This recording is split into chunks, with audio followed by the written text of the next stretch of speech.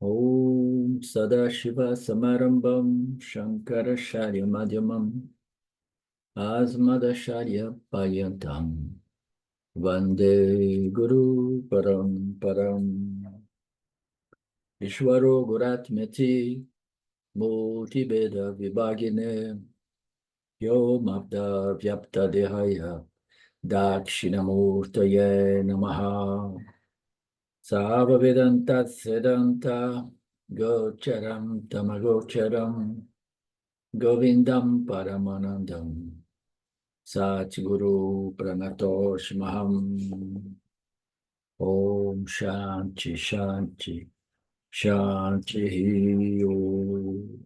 Namaste. Okay, we are beginning on which is the page? You remember the page? I have it here, but I had to. I think it's 294, Yeah. verse 77. 78, yeah. Okay, we begin from that paragraph there, in which Swamiji says that in the verse 75 up to 79, Gaudapada talks about the benefit for a person who has received and assimilated the teachings present in all these verses. So again, the benefit of self-knowledge, it's a very important subject. We want to know what is in there for us, of course.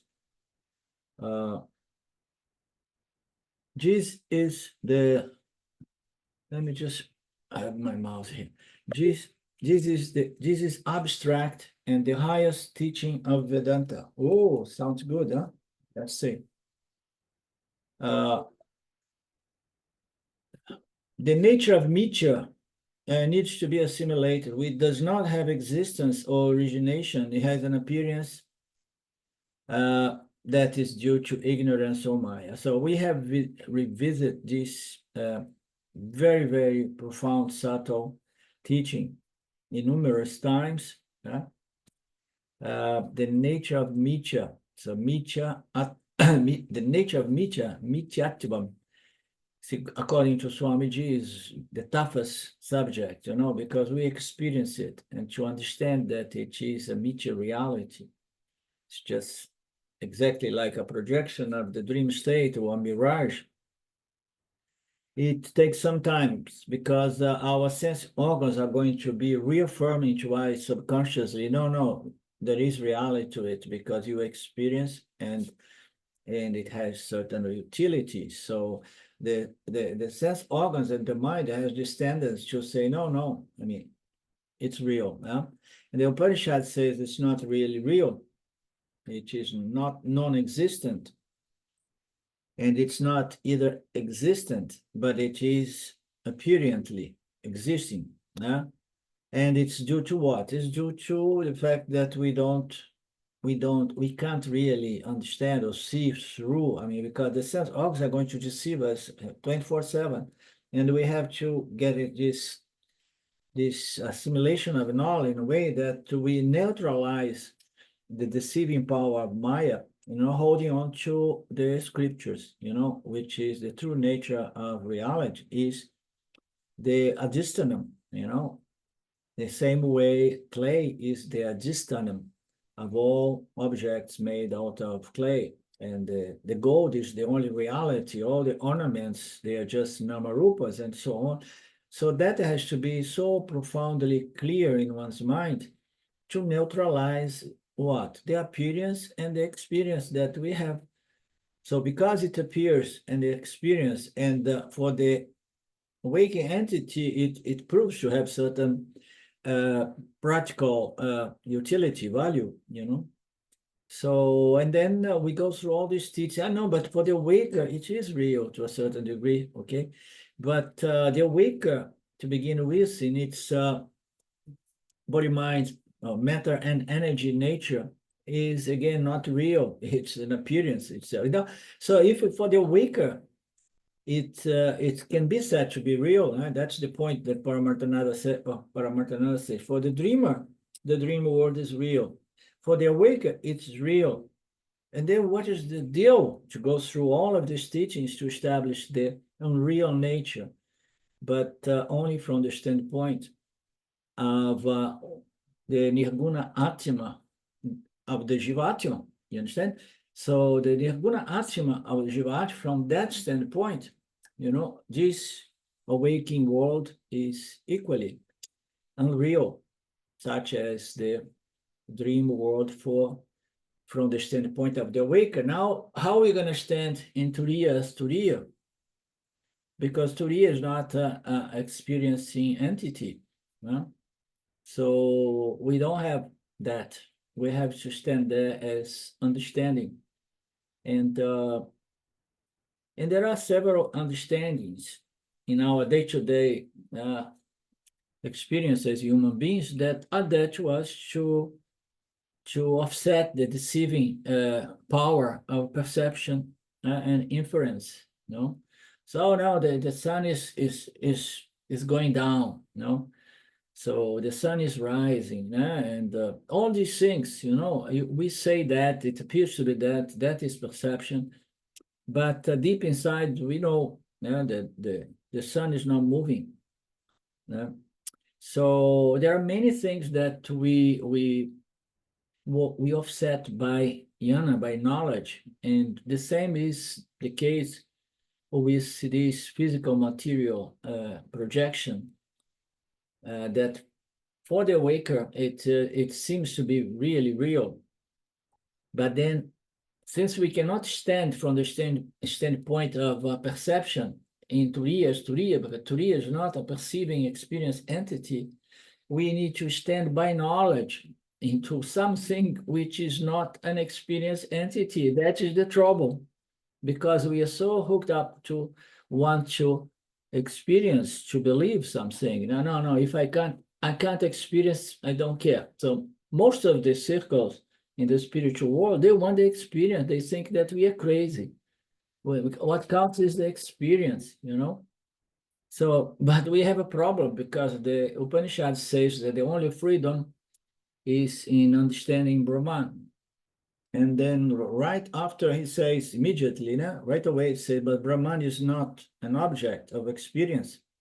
And Brahman is not an experiencing entity either, And then people, so what is that? It's a philosophy, okay? So, and how do I get any benefit to understanding something that is free if I cannot experience that freedom? Even understand that's my nature, but I can't experience that freedom because what I am as Brahman is not an experienced entity. And then we have to remember that the experienced entity is the body-mind complex. And the body-mind complex that understand that my true nature identity is Brahman or consciousness. This entity, this experienced entity, experience what is said to be moksha. Not by experiencing Brahman, not by having an experience as Brahman, because as experience has to go through the body-mind-sense complex, but experience through the body-mind-sense complex, so knowing that my true nature is limitless consciousness, it causes what we say, it produces the benefit, which is what? Moksha, sense of freedom from this experience, this duality, experiencer and all dualities. So, and it says that we hold it in place. Maya cannot hold it in place alone, and neither Ishvara. We provide the ignorance, so that Maya Ishvara can hold it in place. Why? Because we keep, feeding attributions of reality in that which is just a projection upon that which is the only reality, which is the conscious existence, the adhistanam, or turiya, or Brahman, or consciousness, or Atma, Nirguna Atma. So these points need to be properly assimilated until it's clear and produce a firm conviction of knowledge, Mithya is not real. It appears to be real, but in truth, it's not real. So how do I know that? So you first of all, you need to know your body, mind, sense complex is also not real, and then things get complicated. But the body, mind, sense complex is not only matter/energy, it is enlivened by consciousness, by Brahman, by existence. So you need to somehow understand that there is the most subtle of the subtle, which is the substratum of the body, mind, sense complex, which allows this body, mind, sense complex become a limited experiencing entity. But we all have our limitless nature as consciousness, you know?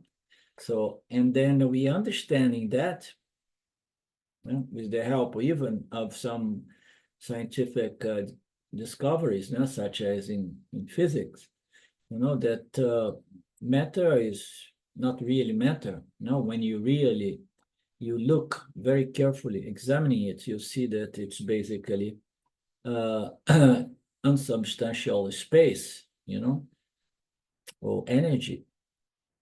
So, no, that is important. People get caught up with quantum physics and, but I'm getting close, I'm getting close. I have a friend and I kept saying, man, you're still being distracted by phenomenal, you know, in scientific phenomenon and this and that. So everything is happening within you as consciousness. Everything happening in consciousness. Consciousness is the only reality, and you are this consciousness. But anyhow, Swamiji says that understanding Mithya is the most difficult thing, and developing a correction, you know, in the sense that I don't feed the attribution of reality to absolute reality to this Mithya world is very important, because the more I invest, you know, reality into this Mithya world, the more I am attached to this world, isn't it? The more and more I am attached to this world. So, and the scripture says you need to develop this passion. How are you going to develop this passion? You develop this passion by understanding that there is nothing really there for you, yeah, in your true, free, independent, whole, and complete nature. You understand? Your true nature does not need any of that. Your inferior nature, under the spell of Maya or ignorance, is going to feel like I need these namarupas, this world of names, colors, and forms. But then with maturity, you see, so I can never get happiness in this world of names, colors, and forms. And then we have the karma, which conduces us to Vedanta.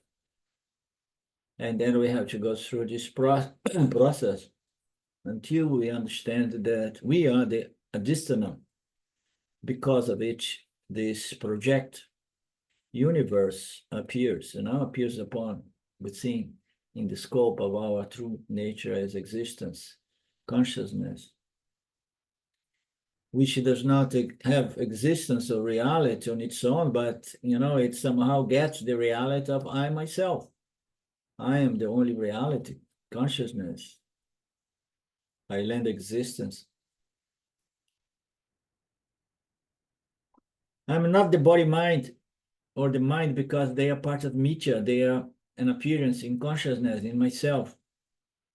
I am consciousness, Sakshi Chaitanyam, the witness consciousness that lends existence to the entire universe, including time, space, including space. So I'm just lending existence to this first, the most subtle, most fundamental element called space. And if space is not located anywhere, so just imagine myself, you know, even if space is located in me, I am the Turiya Atma. Gaining this knowledge very clearly represents freedom. Freedom from what? From many things, we can say now. Ultimately, technically, at the macro level, is freedom from the cycle of more births, lives, and deaths and rebirths, you know, because we never graduate. Every birth is an opportunity to graduate. When we graduate, we just we leave the school.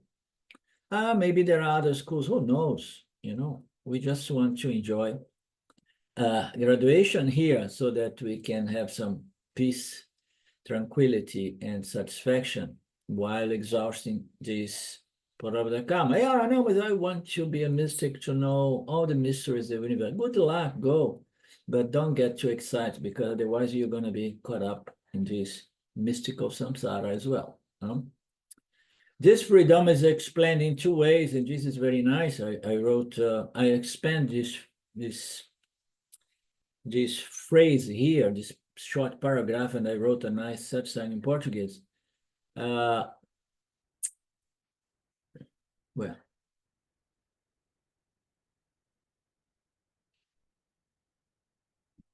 this freedom is explained in two ways. For the junior students, it's explained, I am the Jiva. I have the world and I have God. Yeah, I live in the triangular mode. Yeah, and I learned from the scriptures that I am subject to karma, and I have Sanchita, Parabada, and Agami. It tells me that you are born out of karma, your vasanas. The universe comes into place due to karma. You come with your karmas. Your karmas are going to design the perfect body, mind in perfect time, culture, and for you to carry on your processing vasana, processing karma to gain more and more spiritual wisdom until you are free from what? No, free from further births. But I prefer to see this moksha deal as to be free from this cosmic ignorance that produces great suffering. Samsara is great suffering. I want to be free from the samsara suffering.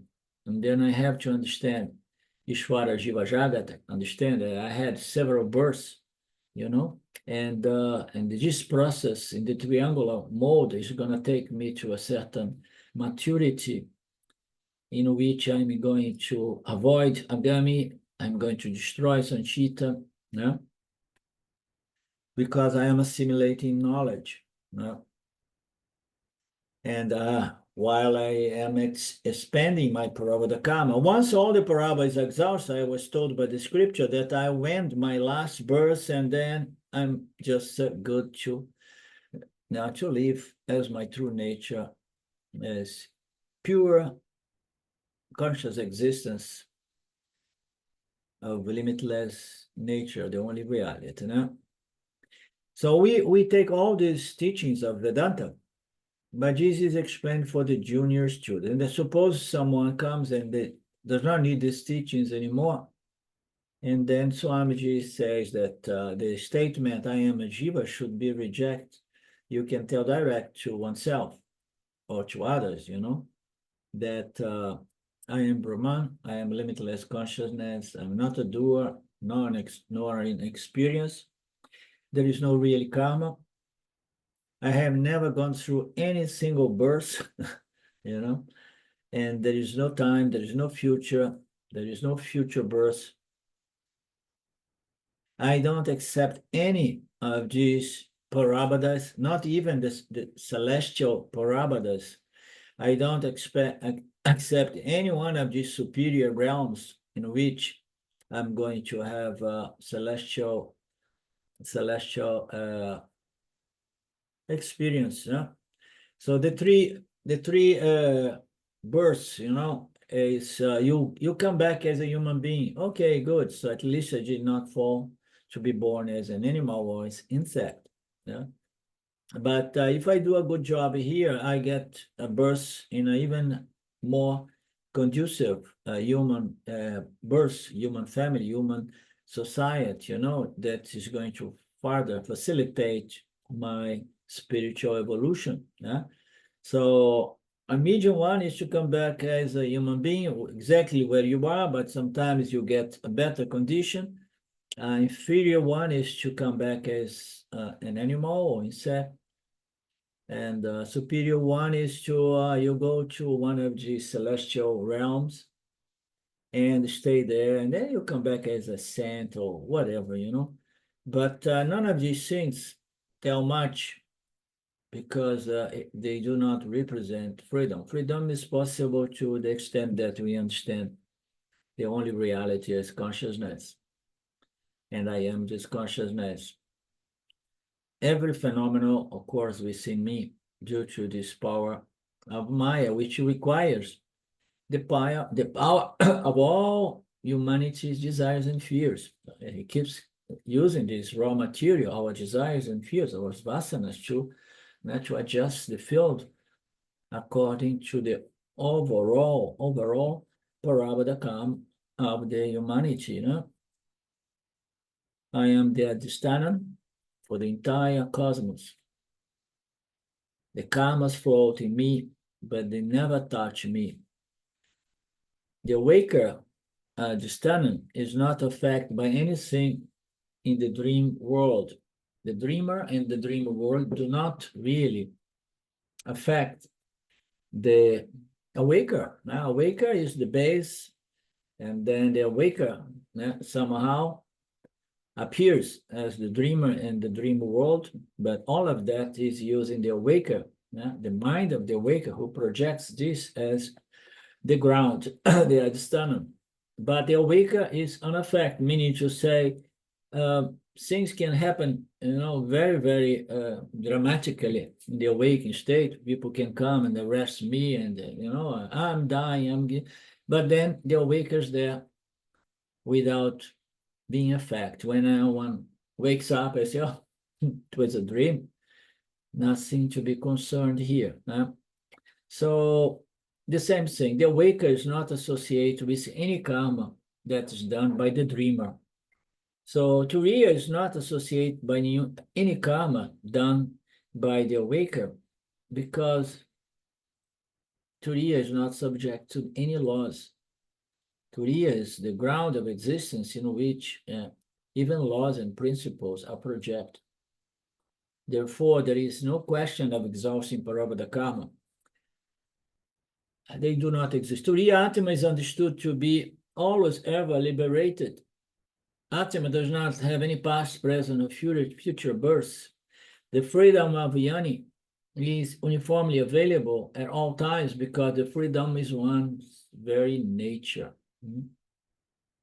So the freedom, once this is understood as one's very, very nature, it's always available. Why? Because you cannot cancel something that is one's very nature, without which you are not what you are, a human being. So you are what? You are consciousness, original consciousness, without which you are not appearing as a reflect consciousness, so to speak, So you are limitless original consciousness, without which you cannot appear as a human consciousness, the mind. So this freedom is uniformly available, provided this knowledge is uniformly and firmly retained. When this knowledge is not retained consistently, at all times, and then one may have an experience of a sense of freedom that changes a little bit in gradation, okay? But the knowledge is knowledge, even if there is a sensation like that. So knowledge is that does not move. And once it was understood, it's always there. It is available. And sometimes the enemy may say, "Oh God, what that? No, not this one," But then immediately, when the famous "so watch" of Swamiji, and then that's the only thing there is for this moksha. Knowledge is uniformly available, but even Swamiji points to the suggestion that even the yani sometimes have a moment say, shoot, what? It means that in that moment, they remembers that I am consciousness and this is just a dramatic play that does not affect me. For a short moment, they were like, oh my God, So the knowledge is available, but it's there sitting in the subconscious mind. So every time the yani gets in trouble, it takes the knowledge, like he said in the Gita, as a, how you say, shield, a shield that's going to protect you against great suffering, as Krishna says to Arjuna. In Advaita, moksha is not even dependent on God's will, because what is nature is not depending on anything. Nature is the most fundamental thing, which is not subject to causality. Nothing has caused the nature as limitless consciousness is the causeless apparent cause of this cosmos. So nature is something that is so fundamental that is not subject to cause and effect, although effects come upon this natural consciousness or turiya nature, but not as turiya or consciousness producing this effect. Is just Maya trying to trick all jivas. So, and then how about the grace of God? Not even the grace of God are needed for moksha. You do not need that, because moksha is your true nature. And then why you need the grace of God? And then very nicely put is for asking Ishwara the grace for the removal of the obstacles which are preventing the assimilation of moksha as my very nature. Understand? My nature is consciousness. It's so simple. It's a shift of identity. You identify with this consciousness, so knowing that it's not the mind. The mind is feeding from this consciousness, but I am this consciousness that shines in the mind, allowing the mind to get knowledge, to get inspiration, to do things, and sometimes to get grump, as Ranji used to say. So this is consciousness, and you shift your identity to that fundamental external principle, which is the nature. And then you no longer need the grace of God. The grace of God is only for the removal of the obstacles. Right? Anything from you?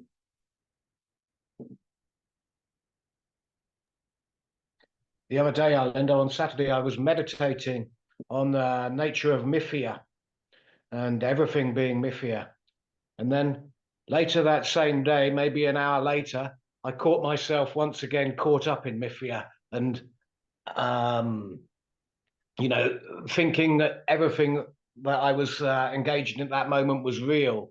And then I came back to my meditation and was released from that again. So it was a very nice process, and it's so hardwired. This, like you say, this thought that everything is real, the reality of the world.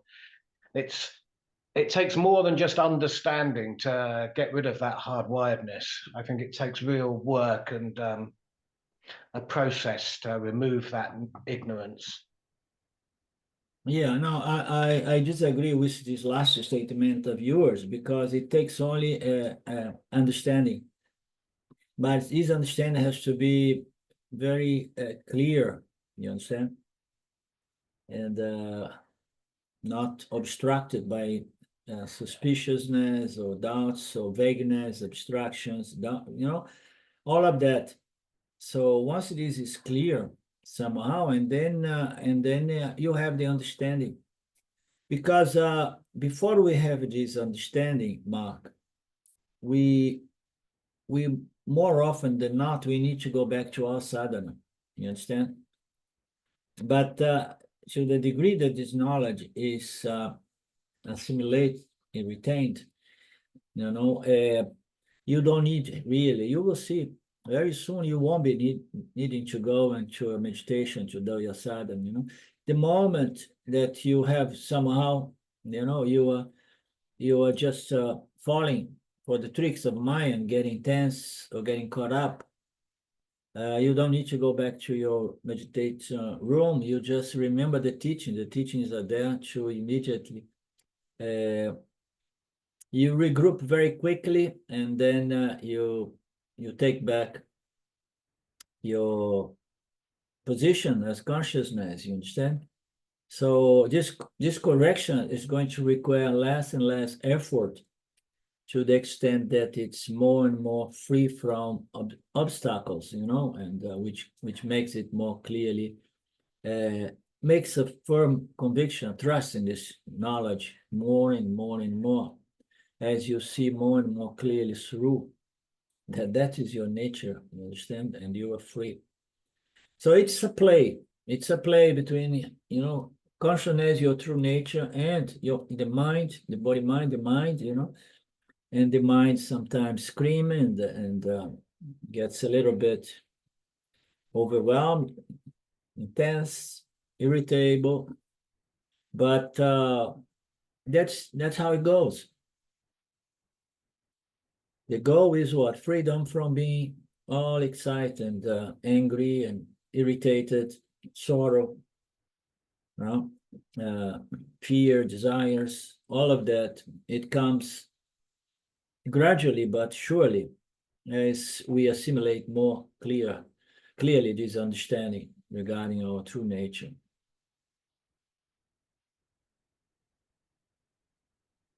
Having known the absence. Yeah, thanks for that, Arlindo.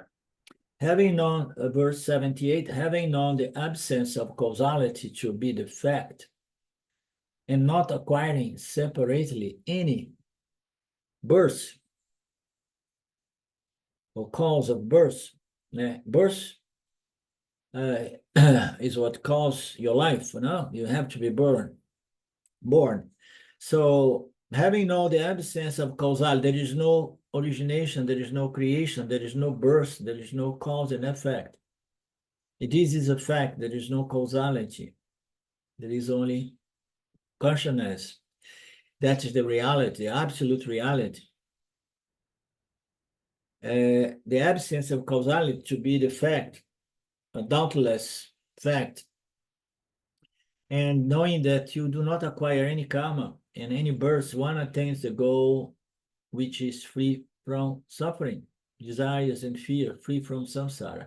So the freedom can be said to be freedom from birth and rebirth, death, mortality, but more fundamentally, more interesting, I would say, is to be free from sorrow, suffering. Because nobody knows exactly if you're going to be really free from other births here or anywhere else or not, but you want to be free from suffering. So the freedom from suffering, from sorrow, is something that can be verified in one's life. If you're going to be free from future births, it's not verifiable because only Shwara knows. I find it to be less technically correct, but more to the point. The freedom from suffering, freedom from desire and fears. This is the topic of benefit of Atmayana. It's clearly understood that there is no cause, karma, responsible for any future births. What I am was never subject to any birth because my true intrinsic nature is consciousness. Consciousness is free and independent from any projection upon itself, which includes the body-mind that supposedly goes through very cycles of life, birth, life, death, and rebirth. Moksha is to have this clear conviction in your mind, intellect. Based on our experience, we have made certain false conclusions. We suffer due to false conclusions, according to Vedanta. Vedanta does not aim to change our experience, but to change our wrong conclusions based on those experiences. Brilliant, beautiful, nicely put. Experiences are going to be there. We don't challenge experience. This is a trick produced by Maya. This world is indeed available for experience, but be careful with your conclusions. that I do not have any birth or death, as Krishna says in the Gita, should be a clear suggestion. No, in fact, if I want to be free from anxiety and suffering, no? So I was never born, I will never die. Yeah, as Krishna says, it should be a knowledge that is a fact for me. Only then I'm protected from Maya's illusory tricks, that cause so much suffering. This self is never born, nor does it die. It is not that, having been, it ceases to exist again. It is unborn, eternal, undergoes no changing whatever, and it's ever fresh and new. When the body is destroyed, the self is not destroyed. Gita, Bhagavad Gita, chapter 2, verse 20, when Krishna was presenting to Arjuna the highest possible teachings, trying to motivate him to do his duty, his swadharma, and fight the war. No? The greatest benefit of this is that all the complaints regarding life are gone. This is very nice as well. Swamiji is bringing it down to very simple statements of benefit here. Oh, what is that? No, you're gonna be okay. But only okay yet. You are not going to be desiring things or afraid of things. Desires and fears, they tend to disappear, and you're going to accept everything with equanimity. You know that it's very for experience, not really real, but we've seen the Lord's laws and principles. It's just what's called my parabada. So the Yana allow the parabada to exhaust with no complainings regarding the parabada. Just remember the situation of Ramana Maharaj, being a saint and having a parabada of a very painful, physically painful cancer. So freedom from complaint is one of the benefits gained by understanding one's true nature as moksha, always ever free. In the Mithya world, changing situations are present, and they are caused by space, time, and karma. Space, time, and karma, they are going to create parabadas, changing parabadas, circumstance, in a flux of change, modification, always. These changing situations will always be there in the Mithya world, is that which does not stop the flux of changing, giving us a sense of total, no, I'm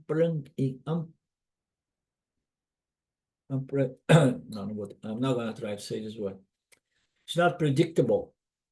It's not predictable. It does not give us a sense of stability, of balance, I mean, just imagine, I lived in Japan, Silva lived in Japan, there is earthquakes, living there in Tokyo, and then again and again, the house is shaking. So you live in a world that is shaking all the time. The base is shaking. And you do not feel safe. You do not feel stable. No? So this is the parabada, the changing world. They are caused by what? Maya. And Maya does so just taking all of vasanas, our karma, the parabada karma of the humanity, and keeping the account individually as well. And then time and space allows this projection, which is designed according to karma. These change situations is what we call mithya. Nobody can stop mithya, because the nature of mithya is that which does not have an end. It says to be beginningless and endless as an appearance, and available for experience and attribution of utility. It's always there. But the scripture says that the individual ignorance can be put to rest. Okay, put to bed, to sleep. if you understand Mithya, but understanding Mithya is not that easy. You need to understand Satya, which is consciousness, your very nature, the only reality. It's not worth complaining, the Mithya world. First, because it's not real. Second, because it's changing regardless of your complaints, and you have no control over the way it's going to change, if it's going to change in a favorable or unfavorable manner to me. Huh?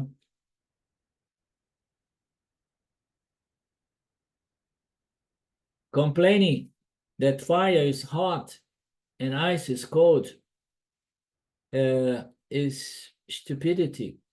You cannot change those natures of ice to be cold and fire to be hot. The Jnani knows that nothing is worth complaining about. The greatest wisdom is that all these things happen, but I have no complaints because they do not affect me. I am unaffected, always, ever. And that is the mind of the Jnani. The benefit of this self-knowledge, that the mind of the Jnani is enjoying the knowledge. The bonus is the mind is now under the spell of self-knowledge. And then the mind, knowing its true nature, which is never fact, enjoys a certain attribute or nature of consciousness, which is asanga. I'm not associated with any of these. I am consciousness shining here. And I don't associate. Nothing can impact me because I am Satya. All of this is Mithya. There is no connection. There is no yoga. There is no contact. You understand?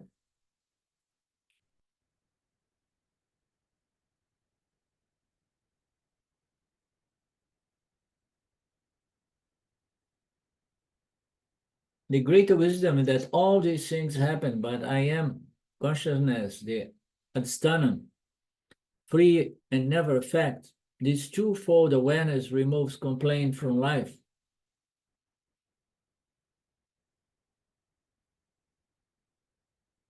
What are these twofold complaints?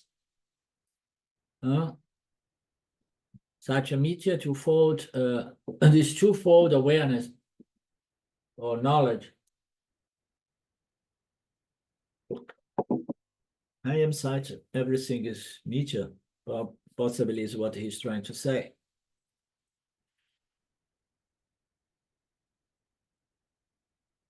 Complaining is a symptom of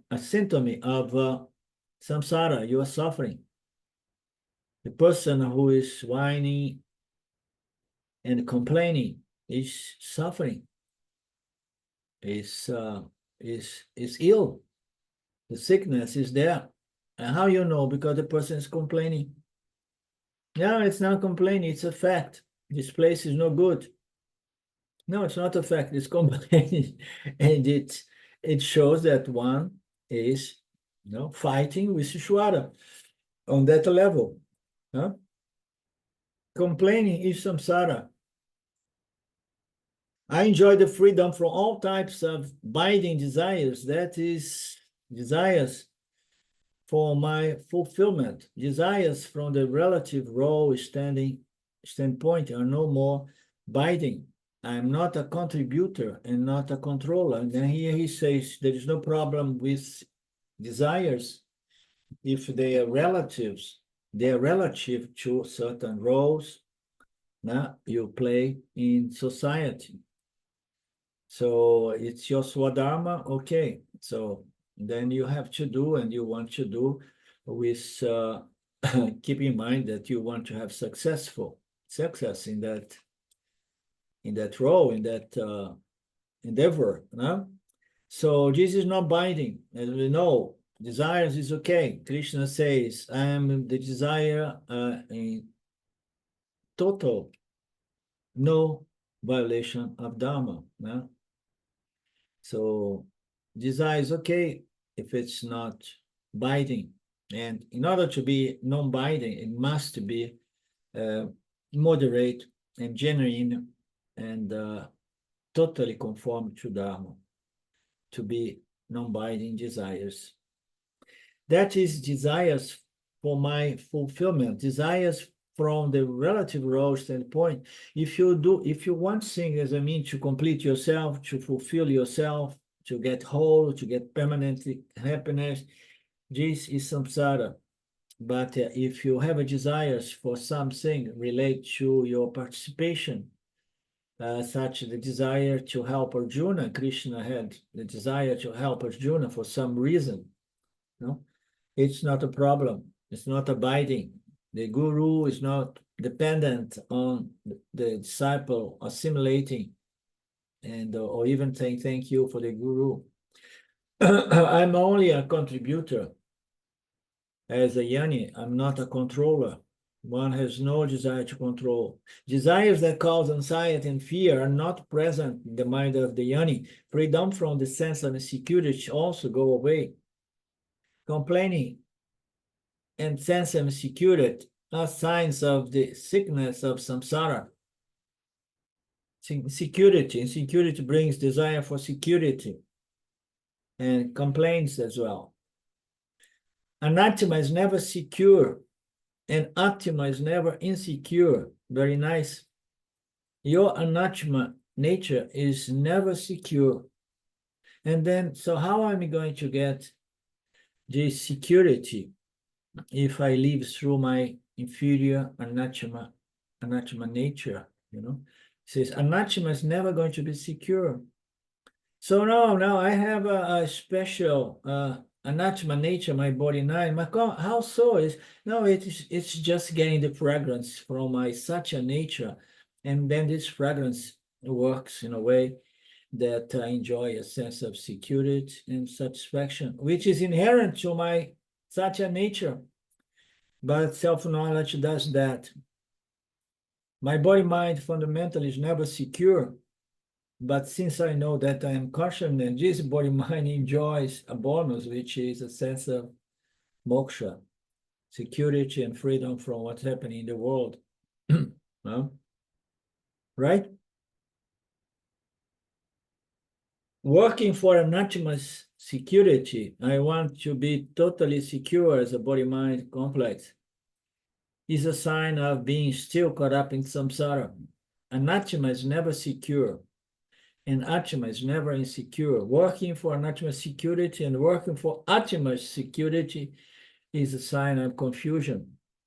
Freedom from sorrow, desire, and fear is the fruits of self-knowledge, which is referred to as moksha. Does moksha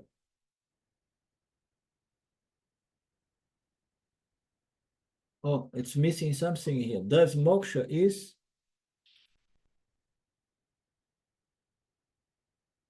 just a moment. Can you read this last passage? Does moksha Is discerned from our own state of mind, meaning that it's distinguished from.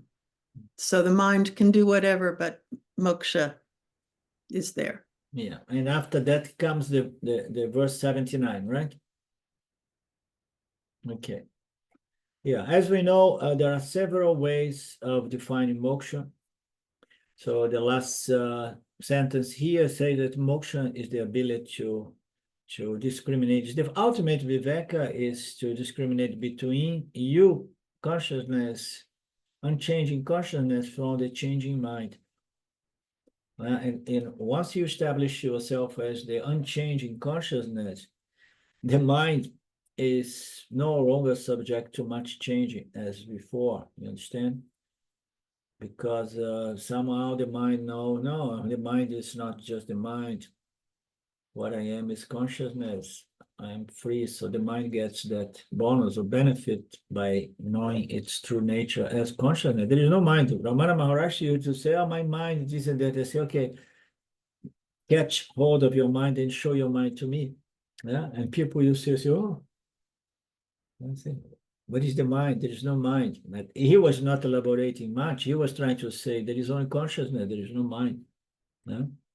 It's not that there are no thoughts, but all of those are just appearance in consciousness, and the only reality of these thoughts or this mind or these concepts, even the concept of freedom, you know, I want really self-realization. So tell me when the self is not realized. Self is the only reality. Who wants to be self-realized? No. So the self, what are you? The mind? No, don't show me the mind. No, I can't show the mind because the mind is nothing. It's just a bundle of soil.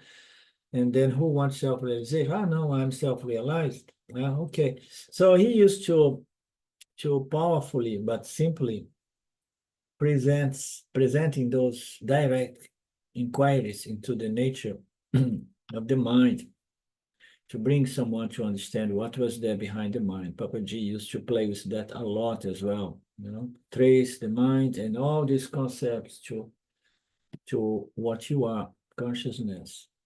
Indeed, that consciousness engages in a similar field of duality because of the obsession with the unreal duality. Having known the absence of objects, real objects, the mind turns away with detachment.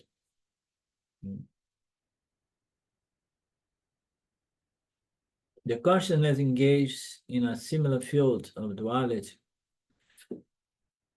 due to what? Vasanas. Vasanas are tendencies, becomes habits become addictions, addiction becomes obsessions. Obsession with what? With the world of Namarupas, the world of objects of experience. I'm obsessed by the world of experience. It's due to this fundamental hardwire vasana, desire for what? For experience.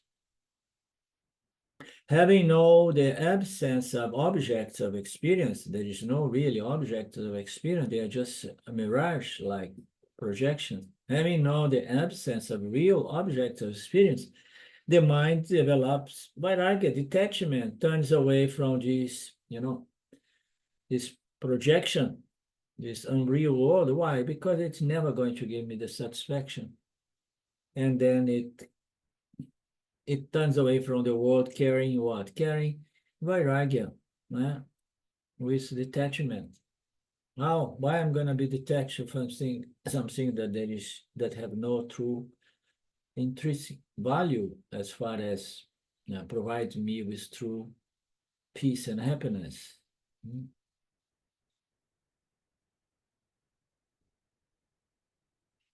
The vairagya, this passion of the yoni is something that sometimes is not easily understood by people.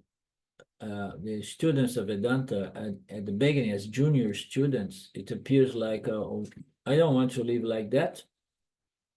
I don't want to live with this passion such as this one. It's a lie. I don't want to live that way.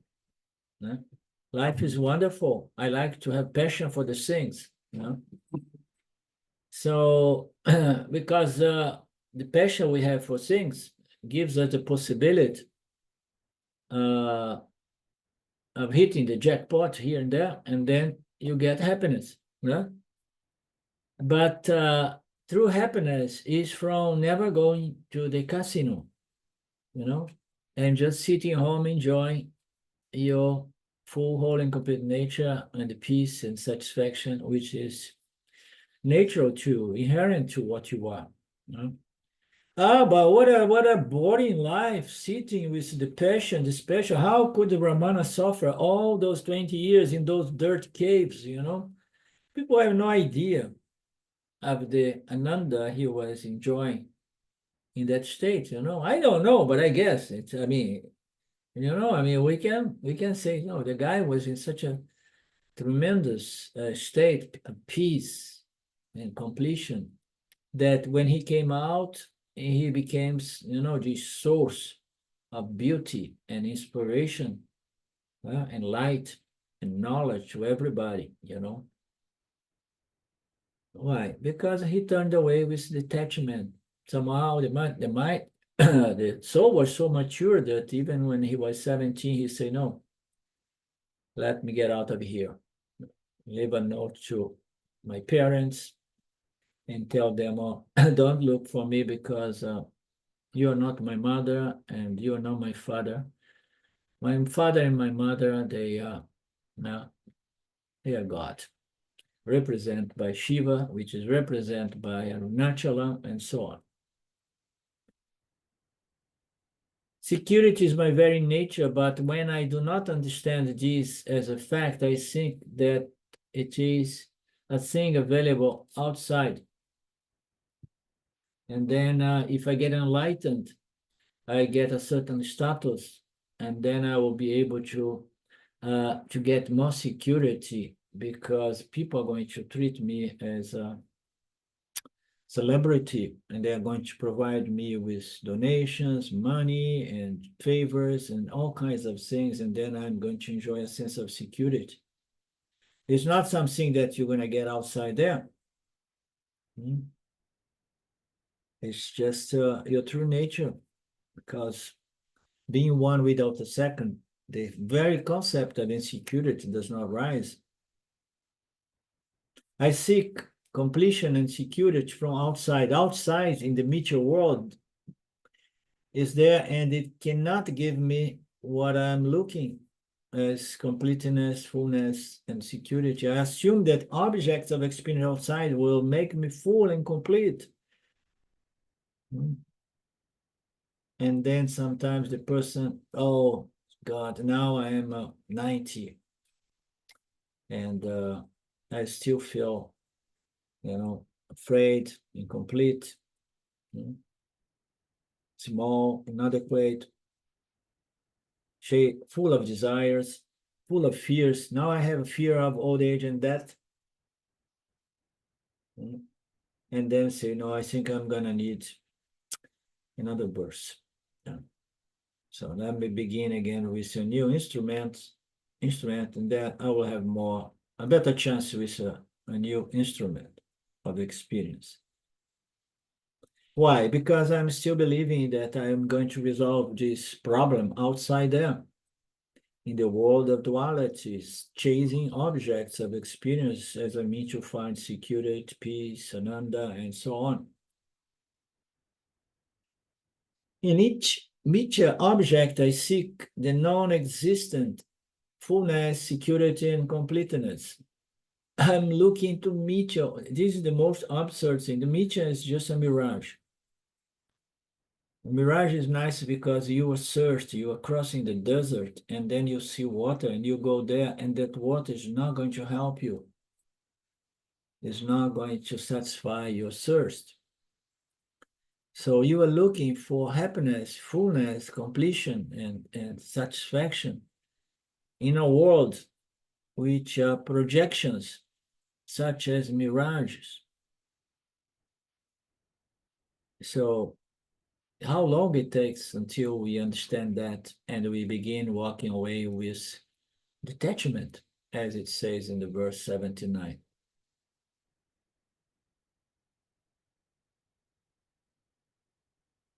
Initially, it is a mistake, but when I go on repeating this mistake again, I just get off my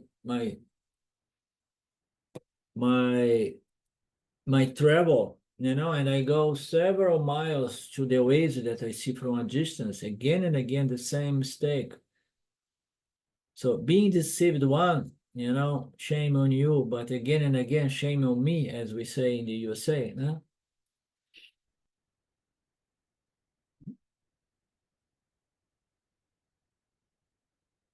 So, but when I go on repeating the same mistake, it becomes what?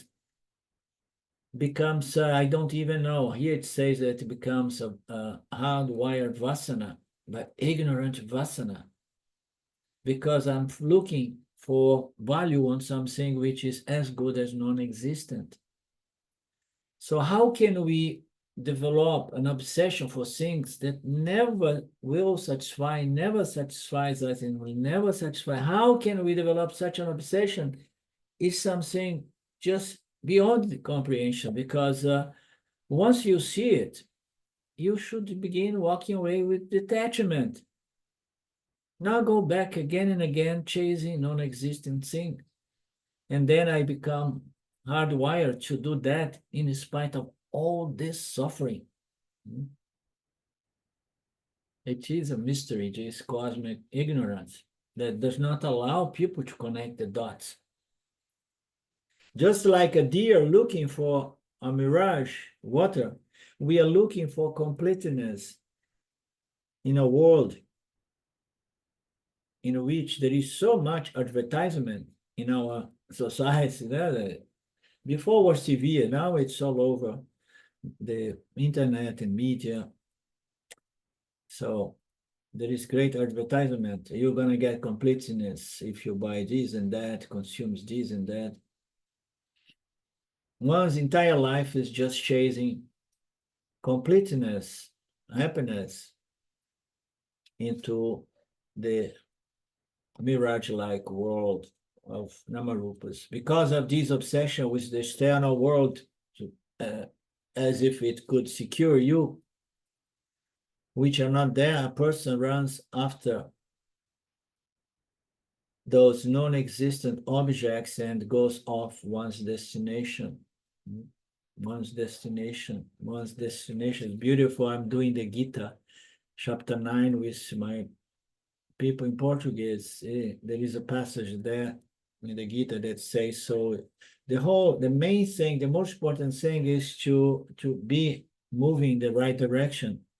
So your direction, you want to know the Atma, the Nirguna Atma, the nature of God, which is identical with your nature. So you are in the right direction. Oh, but I'm still far away, but you're in the right direction. Huh? You can be very close, but then if you turn away and start going the opposite direction, then the situation even worse. But people go the entire life going into the wrong directions, and they never connect the dots to understand that there is something wrong with my destinations, with my goals, with my pursuits. I will never get satisfaction, happiness, and peace. Huh?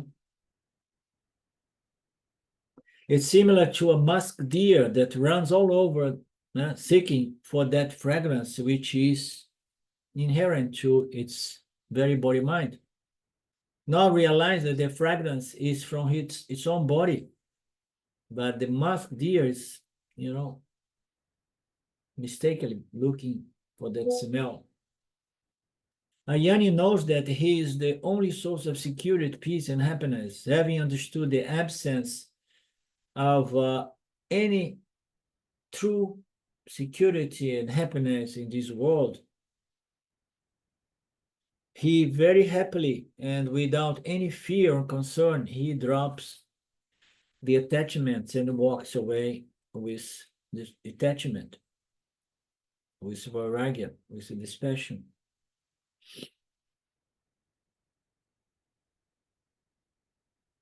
Krishna refers to this in the Bhagavad Gita when a person gives up all desires as they appear in the mind, happy in oneself, with oneself alone.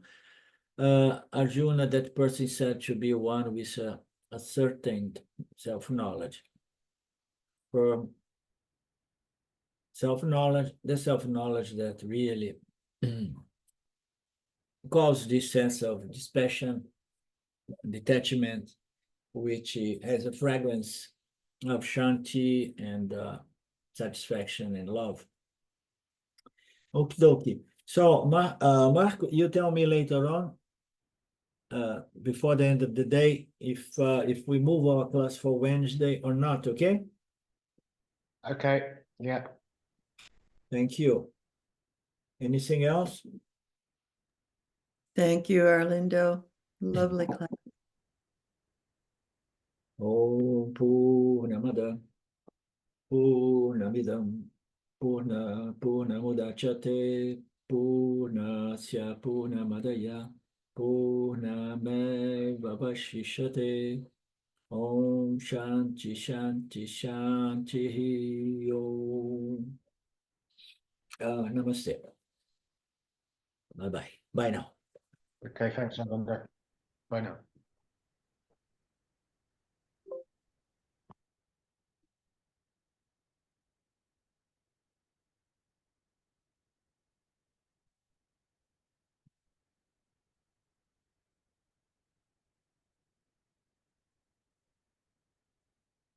Now, Ganga?